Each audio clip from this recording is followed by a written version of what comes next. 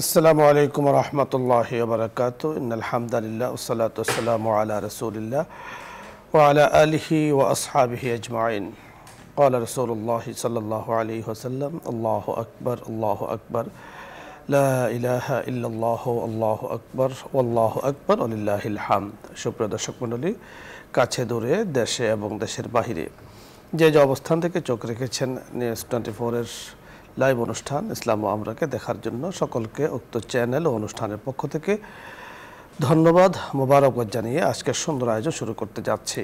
অনুষ্ঠানটি সরাসরি এই পর্দায় দেখতে পাচ্ছেন, অনুরূপভাবে ক্যাপিটাল FM 94.8 এর চ্যানেলও আল্লাহ রাব্বি কারীমের তৌফিকে শুনতে পাচ্ছেন।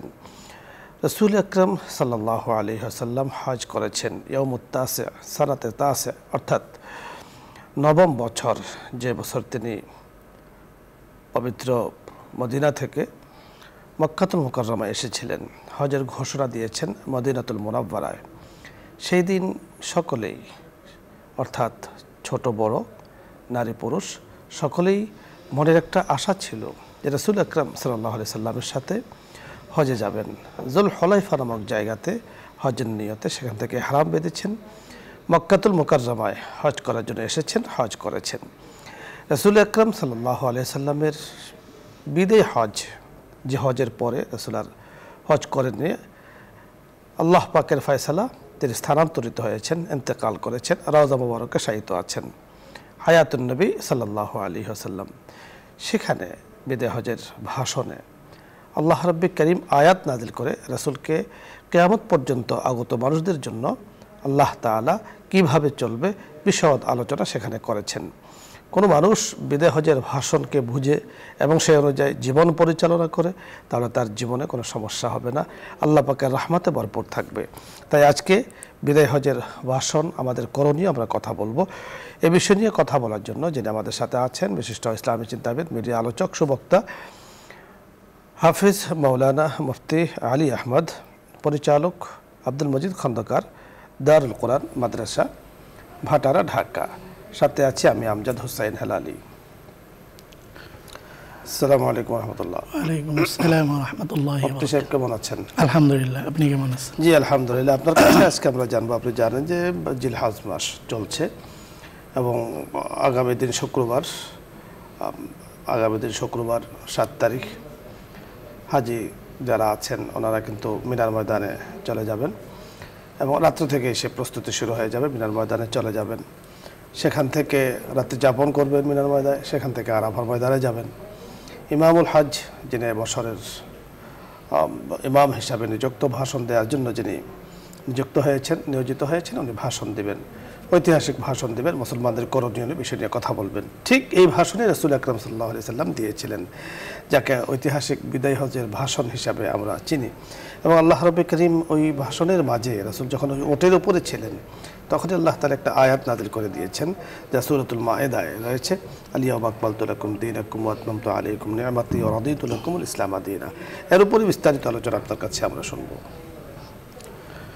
نحمده ونصلي على رسوله الكريم أما بعد فأعوذ بالله من الشيطان الرجيم بسم الله الرحمن الرحيم اليوم أكملت لكم دينكم وأتممت عليكم نعمتي ورضيت لكم الإسلام دينا وقال رسول الله صلى الله عليه وسلم تركت فيكم أمرين لن تضلوا ما تمسكتم بهما كتاب الله وسنة رسوله أو كما قال عليه الصلاة والسلام। সম্মানিত উপস্থিতি, উপস্থাপক সাহেব বলতেছিলেন যে আগামীকাল যেহেতু 7 তারিখ মিনায় অবস্থান করবে, এরপরে আরাফার ময়দানে যাবেন। এরপর যিনি ইমাম নিযুক্ত হয়েছেন উনি আরাফার ময়দানে বক্তব্য পেশ করবেন, ভাষণ দিবেন। মুসলিম উম্মার করণীয় কি? রাসূল করিম সাল্লাল্লাহু আলাইহি ওয়াসাল্লাম যেই হজ, অর্থাৎ হজ্জাতুল বিদা যাকে বলা হয়, একটা হজই করেছেন মদিনাতে মুনাওয়ারা থেকে যাওয়ার পর।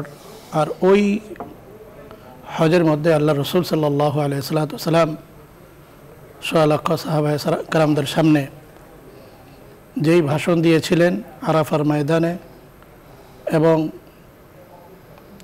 10ই জিলহজ, পাশাপাশি আইয়ামে তাশরিকের যে দিনগুলো আছে এটাকেই বিদায় হজের ভাষণ বলে। তো আল্লাহর রসুল সাল্লাল্লাহু আলাইহি সাল্লাম পুরোটা জীবনেই উনি এই কথাগুলো আগে পড়ে বলেছেন। তারপরে যেহেতু আল্লাহ রসুলের কাছে মনে হয়েছিল যে এটাই হয়তো আমার জীবনের শেষ হজ, আমি এখানে আর একত্রিত নাও হতে পারি, এজন্য সকলকে, সমস্ত সাহাবা একরামদেরকে উদ্দেশ্য করে তখন আল্লাহ রসুল বলেছেন যে আমার কথাগুলো মনোযোগ দিয়ে শোনো, আজকের পরে আগামীতে হয়তো আমি তোমাদের সাথে উপস্থিত নাও হতে পারি, এটাই আমার জীবনের শেষ হজ হতে পারে, এই জন্য আমি যে কথাগুলো বলবো, যেই আলোচনা করব মনোযোগ সহকারে শোনো। এবং রাসূল করিম সাল্লাল্লাহু আলাইহি সাল্লাম এখানে সমস্ত মুসলিমগণ অথবা সমস্ত ইয়া আইয়ুহাল মুসলিমুন ইয়া আইয়ুহাল মুমিনুন এই কথা উল্লেখ না করে হে মানুষ সকল উল্লেখ করেছেন, অর্থাৎ মুসলমান গায়রে মুসলমান সকলকে উদ্দেশ্য করে কথাগুলো বলেছেন।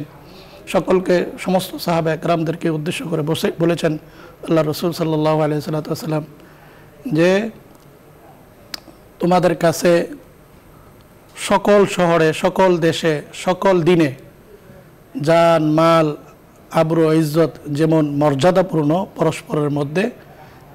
পরস্পরের মধ্যে মর্যাদাপূর্ণ, যেমন এই দিনে অর্থাৎ আরাফার দিনে এবং জুলহজ মাসে, পাশাপাশি মক্কা নগরীতে যেরকমভাবে মর্যাদাপূর্ণ, এটা প্রত্যেকটা দেশে প্রতিদিন এবং সর্বসময় এটা মর্যাদাপূর্ণ একে পরস্পর, অর্থাৎ জান মাল আবরু ইজ্জতের কি করতে হবে, নিরাপত্তা থাকতে হবে। কেউ কারো জানের কি করতে পারবে না, ক্ষতি করতে পারবে না, ক্ষতি সাধন করতে পারবে, মালের ক্ষতি সাধন করতে পারবে না, আবরু ইজ্জতের মানহানি করতে পারবে না। যেরকমভাবে আরাফার দিনটা অত্যন্ত সম্মানিত, এরকমভাবে এই শহরটা মক্কা নগরীটা সম্মানিত, মর্যাদাপূর্ণ, এইভাবে জুলহজ মাসটাও মর্যাদাপূর্ণ, সেই হিসাবে এগুলো আল্লাহ রসুল সকলকে উদ্দেশ্য করে বলেছেন। এমনিভাবে আরও অনেক নসিহত পেশ করেছেন। তন্মধ্যে একটা হলো যে আজ থেকে আইয়ামে জাহিলিয়াতের যত কুপ্রথা এবং অপসংস্কার রয়েছে এটা আমার পায়ের নিচে পদলিত, অর্থাৎ এসব কুপ্রথাগুলো আজকের থেকে আমি কি করে দিলাম, বিলীন করে দিলাম। এমনিভাবে আল্লাহ রসুল সাল্লাল্লাহু আলাইহি সাল্লাম স্ত্রীদের ব্যাপারে বলেছেন, সকলের হক এবং হকুকাতের ব্যাপারে বলেছেন, আপনি যথার্থ বলেছেন। দর্শক মণ্ডলী, বিদায় হজের ভাষণের ঐতিহাসিক দিকগুলো নিয়ে আমরা কথা বলছিলাম। রাসূল আকরাম সাল্লাল্লাহু আলাইহি সাল্লামের সেই ঐতিহাসিক ভাষণ অনেক লম্বা ছিল এবং দিক নির্দেশনামূলক আলোচনা ছিল। রাসূল আকরাম সাল্লাল্লাহু আলাইহি সাল্লামের সেই ভাষণে একটি বিষয় ছিল যে মানুষের জান মাল ইজ্জত আবরুর নিরাপত্তার বিষয়টি প্রাধান্য পেয়েছে। রাসূল বলেছেন যে একজন মানুষ আরেকজনের মানুষের জন্য কি করতে পারে, এবং আল্লাহ রাব্বি কারীমের কাছে মানুষের মর্যাদা হলো তাকওয়ার ভিত্তিতে। আল্লাহ রাব্বি কারীমের কাছে মানুষের সম্মান নির্ণয় হয়, সম্মান ধরা হয় তাকওয়ার ভিত্তিতে। এছাড়া কারোর সাদাদের কালোর উপরে কোনো প্রাধান্য দেয়, কালোদের সাদাদেরও কোনো প্রাধান্য দেয়, আরবদের অনারবদের উপরে কোনো প্রাধান্যতা নেই। প্রাধান্যতা হলো আল্লাহ তাআলার কাছে তাকওয়ার ভিত্তিতে। এবং কোরবানির যেই ইতিহাস, সেখান থেকে আমরা পেয়েছি যে তাকওয়াই কোরবানির শিক্ষা, তাকওয়াই কোরবানির অর্জন। আল্লাহ রাব্বি কারীম বলেছেন, তোমাদের গরু, গোশত, রক্ত কিছুই আমার কাছে পৌঁছে না, তোমাদের মনের তাকওয়াটা, মনের যে সিদ্ধান্তটা, সেটা আমাদের কাছে পৌঁছে। এবং রাসূল আকরাম সাল্লাল্লাহু আলাইহি সাল্লামের পূর্বে যুগে যুগে যে কোরবানিগুলো ছিল, অর্থাৎ আদম আলাইহিস সালামের সন্তানগণ যে কোরবানি করেছিলেন, সেই কোরবানিরও মাকসাদ ছিল তাকওয়া। অর্থাৎ আদম আলাইহিস সালামের যে সন্তানের কোরবানি কবুল হয়েছিল, তিনি বলেছেন যারা মুত্তাকি তাদের কোরবানি কবুল হয়। বিদায় হজের ঐতিহাসিক ভাষণ থেকে আমরা এই বিষয়টি শিখে নিলাম যে আমরা কোরবানি করব লিল্লাহি রাব্বিল আলামিন, আল্লাহ তাআলার জন্য।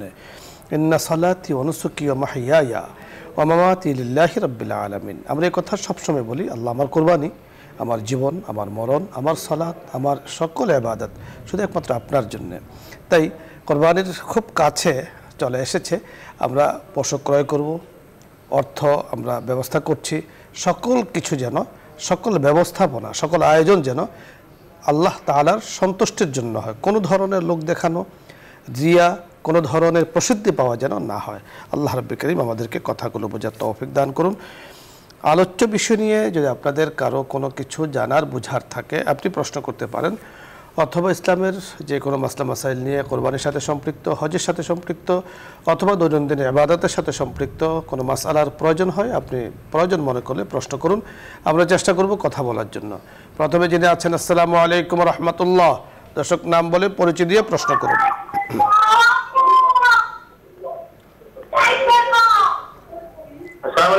ওয়ালাইকুম আসসালাম। টিভির ভলিউম বন্ধ করে প্রশ্ন করুন।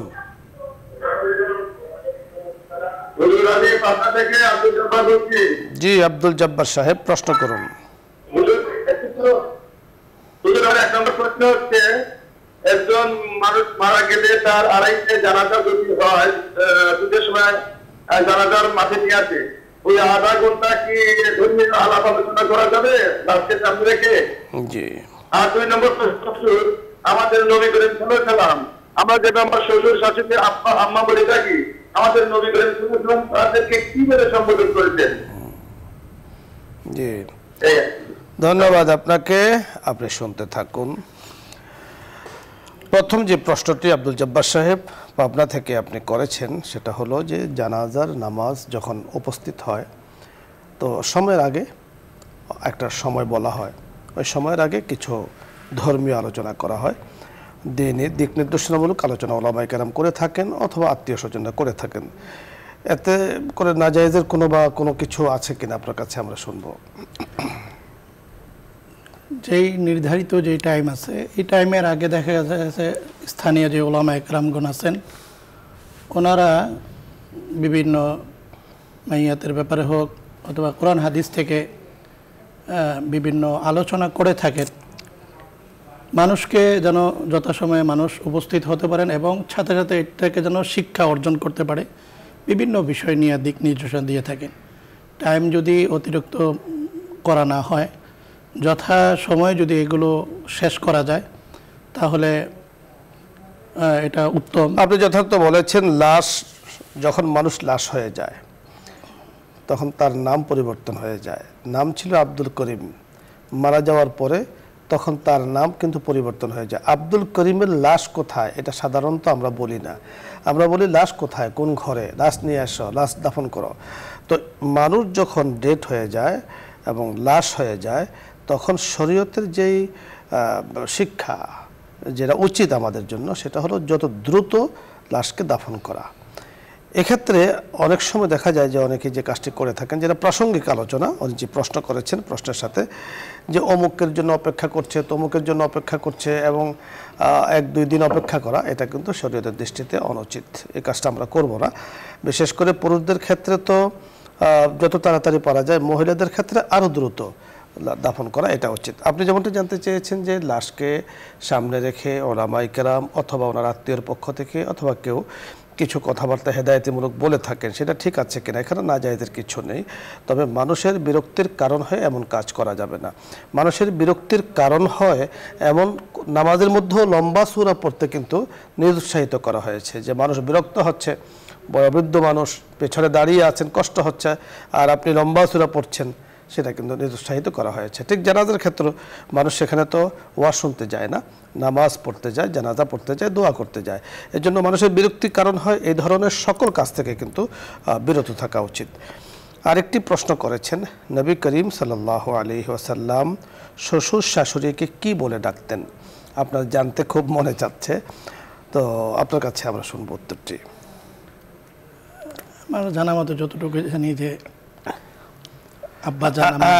আপনি যথার্থ বলেছেন। হযরত আবু বকর সিদ্দিক রাদিয়াল্লাহু তাআলা আনহু রাসূলের শ্বশুর ছিলেন, হযরত ওমর রাদিয়াল্লাহু তাআলা আনহু রাসূলের শ্বশুর ছিলেন।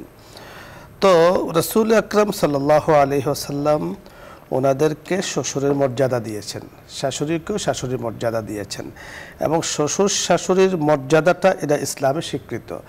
যে শরীয়তের যে বাইন্ডিংস আছে, পর্দার যে বিধান শ্বশুর শাশুড়ির সাথে, সেটাও কিন্তু সেখানে উঠে যায় যতদিন পর্যন্ত এই সম্পর্ক থাকে।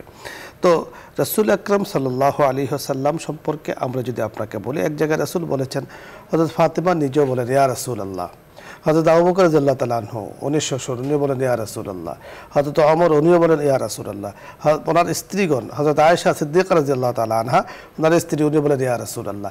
রাসূল সকলের কাছে রাসূল, অর্থাৎ শ্বশুর, শাশুড়ি, স্ত্রী, সন্তান, আত্মীয় স্বজন, পাড়া পড়শি, মহল্লাবাসী, আগত কিয়ামত পর্যন্ত সকল মুসলিমের কাছে ইয়া রাসূলুল্লাহ, ইয়া রাসূলুল্লাহ, আমাদের রাসূল, আমার রাসূল। এটাই হলো রাসূলের সবচেয়ে বড় পরিচয়। এবং রাসূল আল্লাহ পাকের পক্ষ থেকে বরগাজিদা, নির্বাচিত, এবং রাসূল আকরাম সাল্লাল্লাহু আলাইহি ওয়াসাল্লাম বলাটা, রাসূলের উপর দুরূদ পড়াটা, এটা সকল মুসলিমের উপরে করণীয়। ধন্যবাদ। পরবর্তী দর্শকের কথা আমরা শুনবো। জি, আসসালামু আলাইকুম ওয়া রাহমাতুল্লাহ।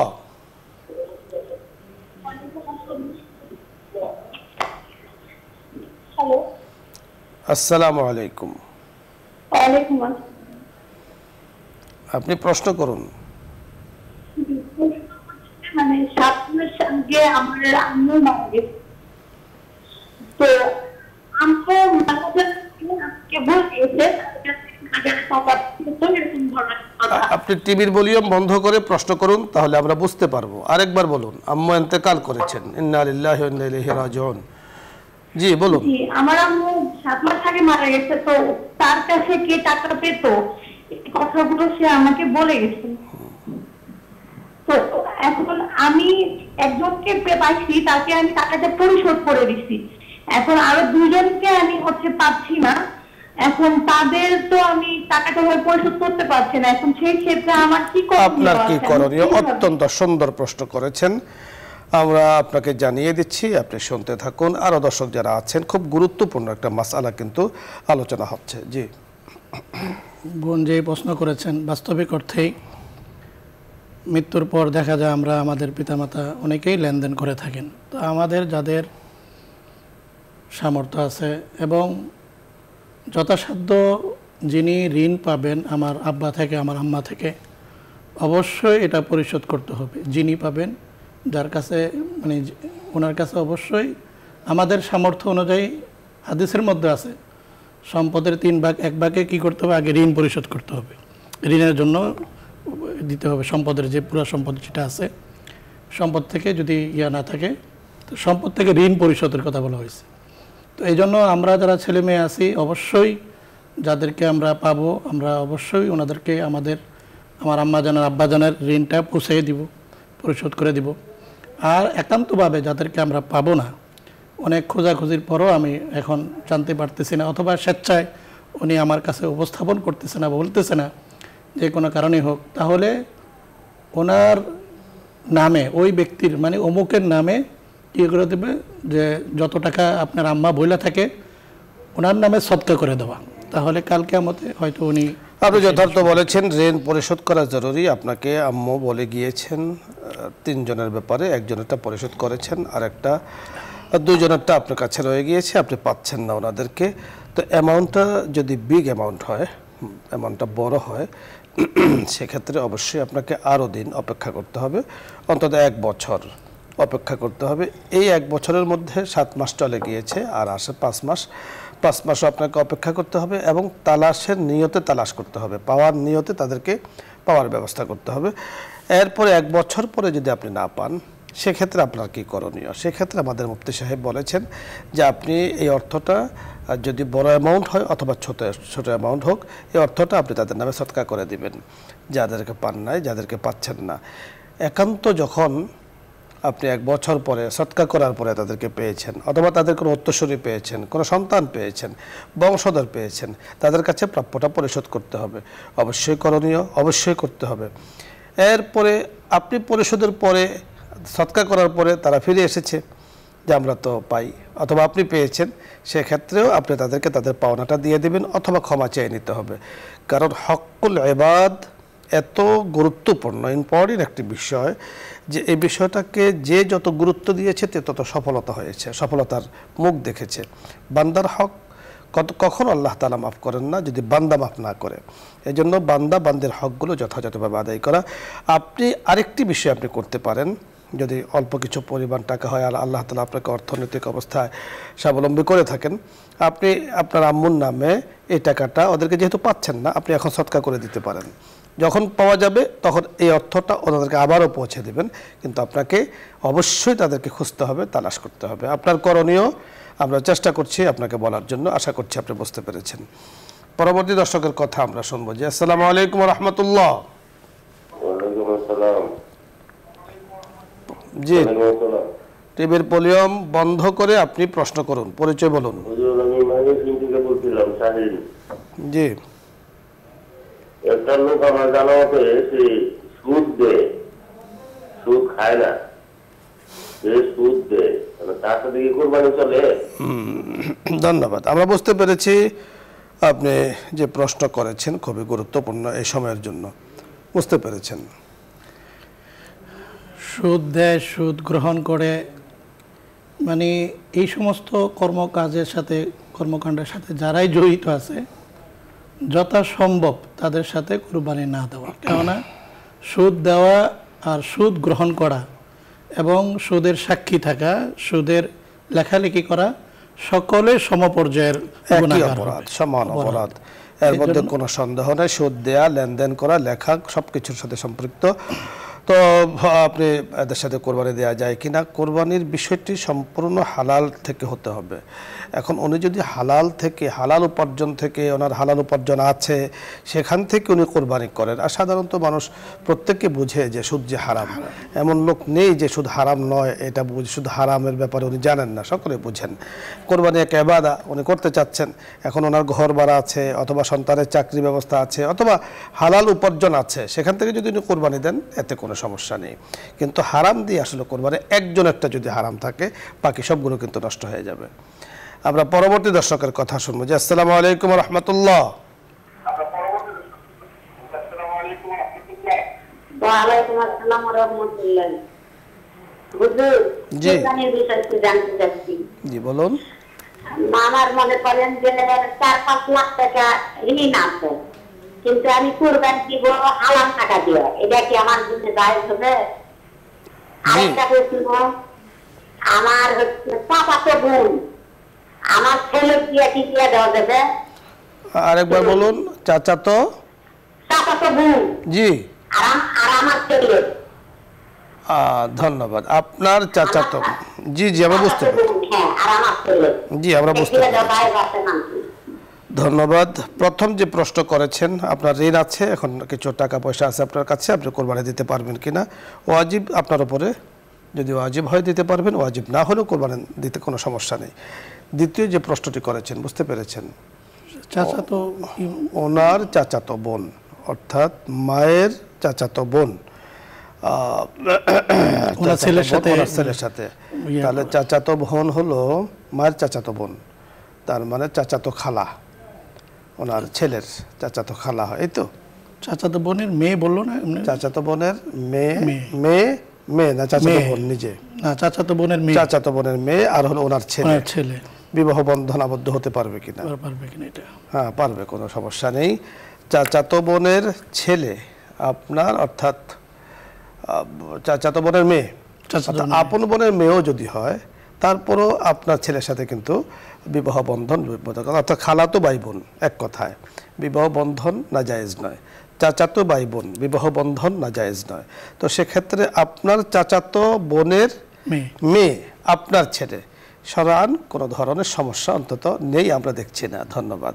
বিবাহ বন্ধন হতে পারে যদি অন্য সকল কিছু ঠিক থাকে। পরবর্তী দর্শকের কথা আমরা শুনবো। জি, আসসালামু আলাইকুম ওয়া রাহমাতুল্লাহ।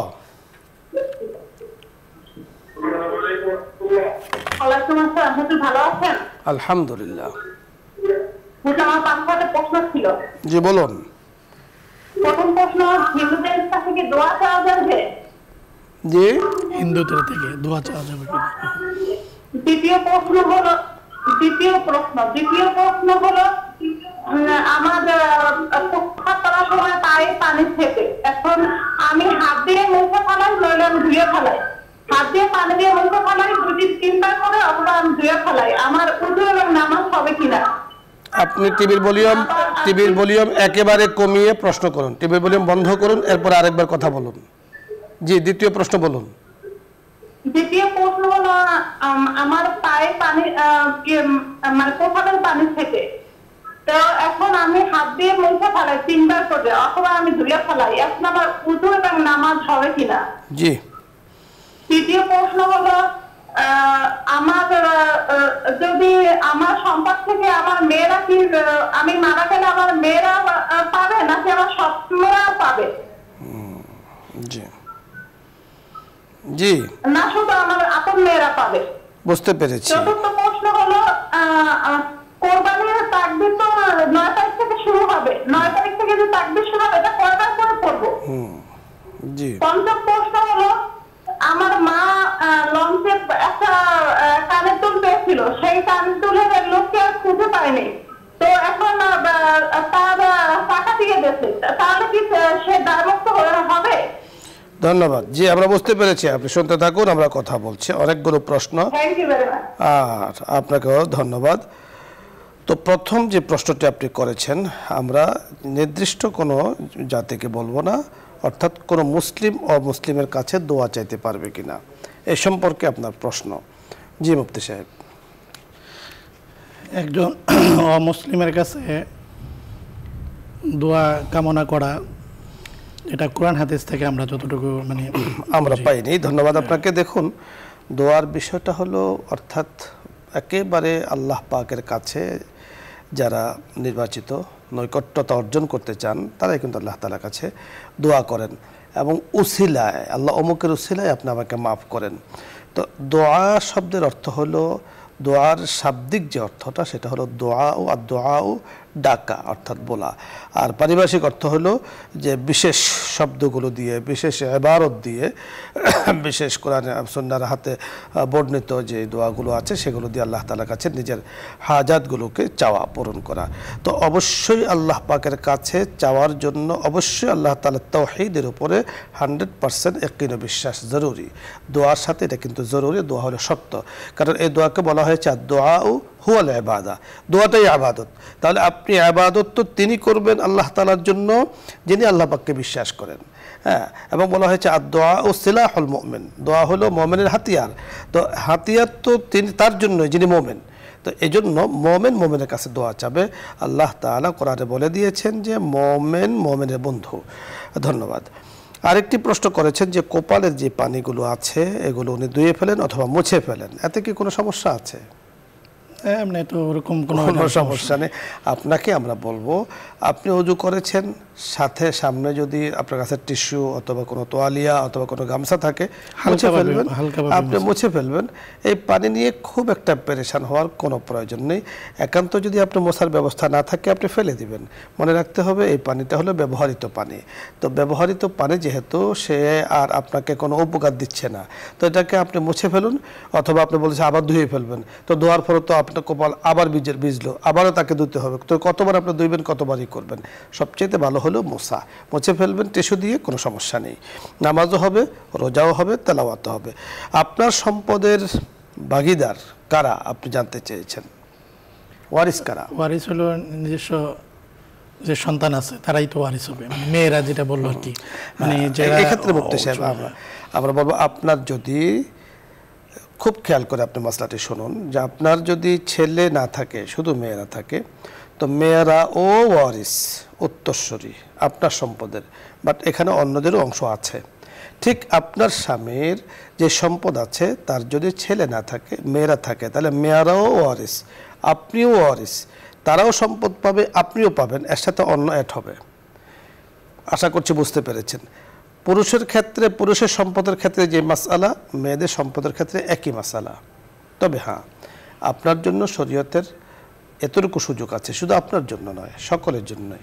আমি এই বোর্ডের আমি মালিক, কাগজে পত্রে সকল দলিল আদিল্লা দিয়ে আমি মালিক। আমি এখন চাইলে এটা আমার কি বলে হুজুরকে আমি দান করে দিতে পারি, অধিকার কিন্তু আমার আছে।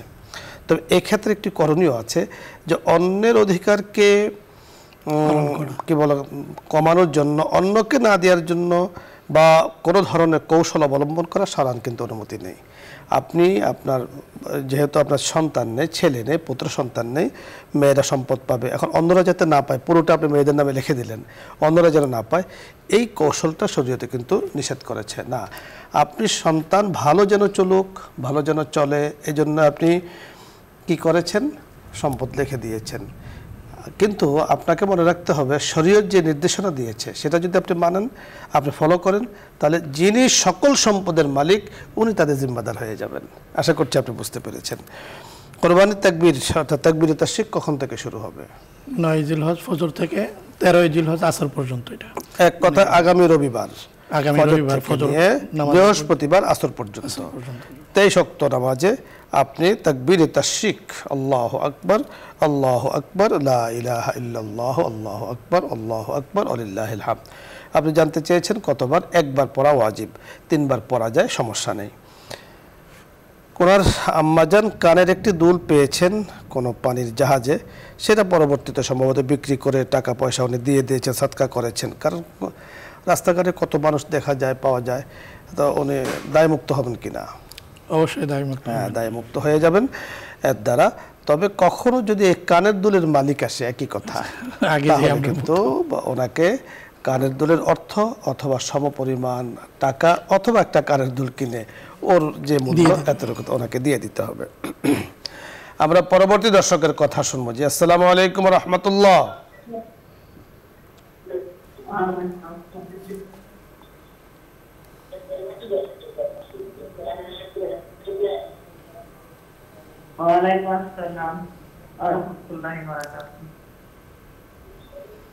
আপনি প্রশ্ন করুন। হুজুর, আপনার অনুষ্ঠান তো আমি অনেকদিন থেকে দেখি হুজুর, আমার কাছে অনেক ভালো লাগে। এখন এই অনুষ্ঠান দেখতে সময় তখন আসরে রাখলাম না। এমনকি আমি আসর নামাজ দেখতে গেলে অনুষ্ঠান কিছু সময় পারে দেখতে পারি না। এজন্য আমি ওই নামাজ অনুষ্ঠান দেখার পরে যদি নামাজ পড়তে থাকি, আমার কোনো সমস্যা আছে? কোনো সমস্যা নেই, আমরা বুঝতে পেরেছি। আপনি টিভির ভলিউম বাড়িয়ে রেখেছেন, কমিয়ে আপনি প্রশ্ন করেছেন, করবেন, সামনে খেয়াল রাখবো। আপনি যে বিষয়টি জানতে চেয়েছেন কোনো মাসআলা নয়, শরীয়তের একটা বিষয় আপনি জানতে চেয়েছেন। আপনাকে মনে রাখতে হবে যে আমাদের এই অনুষ্ঠান দেখাটা, নিউজ 24 এর লাইভ প্রোগ্রাম ইসলাম আমরা দেখাটা এটা ভালো, দিনই প্রোগ্রাম দেখা ভালো। তো এই ভালো কাজটি করতে গিয়ে আপনি আসর নামাজকে যে সময় পড়া দরকার, অর্থাৎ আমাদের অনুষ্ঠানের পরে এখন বর্তমানে পরে পর্যাপ্ত সময় থাকে, নামাজের সময় থাকে, কারণ আমাদের যে টাইমে শেষ হয়ে যাবে 40-এ শেষ হবে, 40-এর পরে অনেক সময় থাকবে আসরের নামাজের, তো আপনি তখন নামাজ পড়তে পারবেন, কোনো সমস্যা নেই। কিন্তু যেহেতু 5টার আগে আসর ওয়াক্ত হয়ে যায়, আর হাদিসের মধ্যে এতটুকু আছে যে আসসালাতু লিআউয়ালিল ওয়াক্তে ফি আউয়ালিল ওয়াক্তে, নামাজ পড়া প্রথম ওয়াক্তে। তো এই জন্য যখনই ওয়াক্ত হয়ে যাবে, আমরা কিন্তু আযান বলছি না, ওয়াক্ত বলছি, আসর ওয়াক্ত হয়ে যাবে, তখন আপনি চাইলে নামাজটা পড়েও, আমরা যেমন এই অনুষ্ঠানে বসি আসর নামাজ পড়ে জামাতের সাথে পড়ে আমরা কিন্তু অনুষ্ঠানে বসি, নামাজটা পড়ে আপনি যখন অনুষ্ঠানে বসবেন তো আপনার ভেতরটা ফ্রি থাকবে, আপনি একদম দিল খুলে অনুষ্ঠানটা দেখতে পারবেন। কারণ ফরজ ইবাদত আসরের নামাজ আপনার জিম্মায় রয়ে গিয়েছে, তখন আপনার ভেতরে একটা বেচাইনতা, অস্থিরতা কাজ করবে। আমরা এই অস্থিরতা আপনাকে বলবো, এই অস্থিরতা যদি আপনার ভেতরে না থাকে, নামাজটা পড়ে আপনি করুন। একান্ত যদি আপনি কখন অনুষ্ঠানের পরে আসর নামাজ পড়েন বর্তমানে এই সময়, তাহলে সময় আছে, কিন্তু একটা সময় থাকবে যখন আসর থেকে 6টা পর্যন্ত আপনি যখন অনুষ্ঠান দেখবেন, এরপর আসর সময় থাকে না। এই জন্য এই অভ্যাসটা কিন্তু করা যাবে না। আপনি যথাসম্ভব হাত্তাল মকদুর আপনি চেষ্টা করবেন আসর নামাজ আদায় করে অনুষ্ঠানে যুক্ত হওয়ার জন্য। পরবর্তী দর্শকের কথা আমরা শুনবো। জি, আসসালামু আলাইকুম ওয়া রাহমাতুল্লাহ।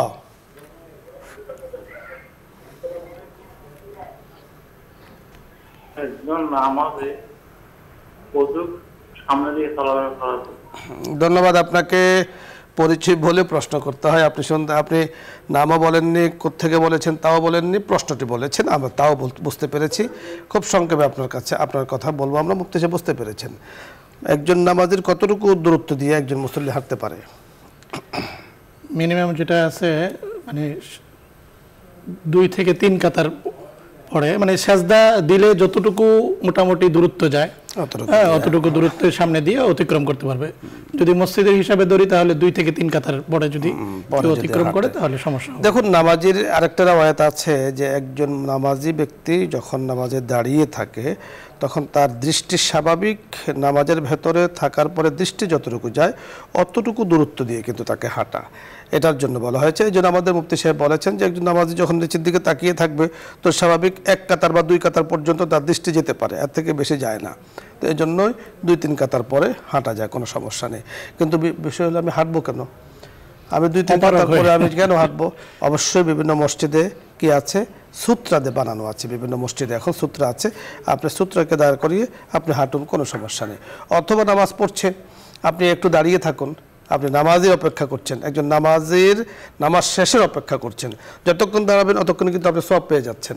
তো সওয়াবের জন্য মসজিদে গিয়েছেন, সওয়াব অর্জন করে মসজিদ থেকে আপনি। আরেকটা বিষয় হচ্ছে অনেক সময় অনেকে এই মাসালা জানবে না, উনি মনে করবে উনি তো নামাজের সামনে দিয়ে গেছে, মানে যে জানে না, তখন এটাই একটা ধারণা। এই জন্য একান্ত যদি প্রয়োজন হয় সেই প্রয়োজনের ক্ষেত্রে মুফতি সাহেব বলে দিয়েছেন যে আপনি নামাজের যদি আপনার যেতেই হয় খুব প্রয়োজন তাহলে আপনি 2-3 কাতার পরে, কিন্তু সাবধান, এই বিষয়টাকে আমরা অনেক সময় কোনো গুরুত্ব দিই না। নামাজ শেষ হয়ে আমারটা শেষ হয়ে গিয়েছে, আমি নামাজের সামনে দিয়ে যাচ্ছে। আরেকটি বিষয় হাদিসের মধ্যে বলা হয়েছে মুরুর, হাঁটার কথা বলা হয়েছে, অতিক্রম করা। আপনি নামাজ আমি নামাজ পড়ছি, একজন নামাজ এখানে পড়ছে, তা আমি এখান থেকে সরে গেলাম, এটাকে কিন্তু মুরুর বলে না। আমি আমার জায়গা থেকে সরে গেলাম, এটাকে হাঁটা বলে না, এর দ্বারা কিন্তু কোনো সমস্যা হবে না। আশা করছি বুঝতে পেরেছেন। মুফতি সাহেব আপনাকে ধন্যবাদ। দর্শক মণ্ডলী, আপনাদের সকলকে ধন্যবাদ জানাচ্ছি, অনুষ্ঠানের সাথে যুক্ত রয়েছেন, সামনেও থাকবেন এই আশাবাদ ব্যক্ত করে আজকের মতো শেষ করছি। আসসালামু আলাইকুম ওয়া রাহমাতুল্লাহি ওয়া বারাকাতুহু। দোয়া হবে, দরুদ ইস্তেগফার পাঠ করি। اللهم صل على سيدنا ونبينا وشفيعنا وحبيبنا مولانا محمد صلى الله عليه وعلى آله وأصحابه وبارك وسلم. أستغفر الله ربي من كل ذنب وأتوب إليه، لا حول ولا قوة إلا بالله العلي العظيم. الحمد لله رب العالمين والعاقبة للمتقين والصلاة والسلام على سيد الأنبياء والمرسلين وعلى آله وأصحابه أجمعين. يا الله يا كريم, আমরা গুনাহগার বান্দারা আপনার শাহী দরবারে হাত তুলে আছি। ওগো মাবুদ, ওগো করিম, ইয়া আল্লাহ, গুনাহগারদের গুনাহগুলোকে আপনি মাফ করে দেন। মাওলাই করিম, আপনি যদি আমাদেরকে তাড়িয়ে দেন কোথায় যাব? আপনি আমাদের খালিক, আপনি আমাদের মালিক, আপনি ক্ষমা করনেওয়ালা। ইয়া আল্লাহ, পবিত্র হজ, পবিত্র কোরবানিকে সামনে রেখে আপনার শাহী দরবারে হাত তুলে আছি। লক্ষ লক্ষ হুজ্জাজ কেরাম মাওলাই করিম লাব্বাইক আল্লাহুম্মা লাব্বাইক বলা শুরু করে দিয়েছেন, শুরু করে দেবেন। ইয়া আল্লাহ, তাদের উসিলায় মাওলাই করিম মেহেরবানি করে আমাদের দোয়া, আমাদের কোরবানি, আমাদের নামাজ, আমাদের হায়াত, আমাদের জীবন মরণকে আপনি কবুল ও মঞ্জুর করে নেন। মাওলাই করিম, ইয়া আল্লাহ, আরাফার ময়দানে আপনার হাবিব কত সুন্দর, কত গুরুত্বপূর্ণ ঐতিহাসিক ভাষণ দিয়েছেন। ইয়া আল্লাহ, আমাদেরকে বোঝার, আমল করার তৌফিক দান করেন। মানুষের জন্য মাওলাই করিম বিপদ আপদে ইয়া আল্লাহ দুঃখে সুখের অংশীদার হতে পারেন, সেই তৌফিক আপনি দান করেন। মানবতা, ইনসানিয়ত আমাদের মধ্যে আপনি দান করেন। মাওলাই করিম, আপনার হাবিব বলেছেন ইরহামু মান ফিল আরদি ইয়ারহামুকুম মান ফিস সামায়ে, জমিনে যারা বসবাস করছে তাদের উপরে দয়া করো, আল্লাহ তোমাদের উপরে দয়া করবেন। ইয়া আল্লাহ, এই হাদিসের উপরে আমাদেরকে আমল করার তৌফিক দান করেন, বোঝার তৌফিক দান করেন। ইয়া আল্লাহ, আমাদের মধ্য থেকে যারা গত হয়েছেন, গত কোরবানির ঈদে ছিলেন আজকে নেই, এর আগে ছিলেন আজকে নেই, মাওলাই করিম ঈদ আনন্দ উৎসব যখন আসে পরিবারের সদস্যরা কত আনন্দ করে, সকলে আছে, সব কিছু পড়ে আছে, কোরবানিও হচ্ছে, কিন্তু যিনি বেশি খুশি হতেন আমাদের মা, যিনি বেশি ব্যস্ত হতেন আমাদের বাবা, মাওলাই করিম অনেকের দুনিয়ার মধ্যে নেই। আল্লাহ, কবরকে আল্লাহ নূর দ্বারা, আলো দ্বারা আপনি ভরপুর করে দেন। মাওলাই করিম তাদেরকে মাফ করে দেন, জান্নাতি জিন্দেগি দান করেন। ইসলাম আমরা অনুষ্ঠানকে কবুল করে নেন। যাদের উসিলায় এই প্রোগ্রাম সরাসরি সম্প্রচারিত হচ্ছে, কত মানুষ উপকৃত আমরা হচ্ছি। মাওলাই করিম মেহরবানি করে আয়োজকবৃন্দদেরকে আন্তরিকতাকে, মোহাব্বতকে মাওলাই করিম খেদমতকে আপনি কবুল মঞ্জুর করে নেন। বসুন্ধরা পরিবারকে কবুল করে নেন।